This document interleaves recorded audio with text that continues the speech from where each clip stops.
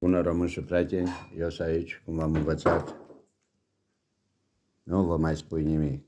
Deci, nu știu ce notă pot primi, nu eu, că nu eu am făcut-o. Știți voi cine a făcut-o? A mea soțioară. Face prăjituri, amul mai nou, nu ne-a făcut când am fost tânăr, dar pe amul, de la 2 zile, tot altă prăjitură, alta. Asta e cu caise și puțină căpșună și nu știu ce mai băgat pe aici. Ciocolată. Ciocolată, auzi, o băgat. Bucățele de ciocolată. Hai, deci nici nu vă puteți imagina. Vai, ei, topul de pe lume. Vă mulțumesc, știți voi.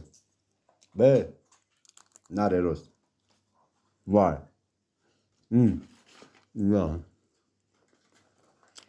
Bă.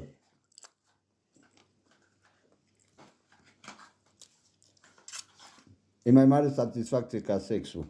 Să mânci o prăjitură de asta. Ascultați ce vă spun eu. Vai, ai. Tăte, durerile îmi trec. Eu vă pupăcesc și vă doresc o viață faină. Pa, prietenii!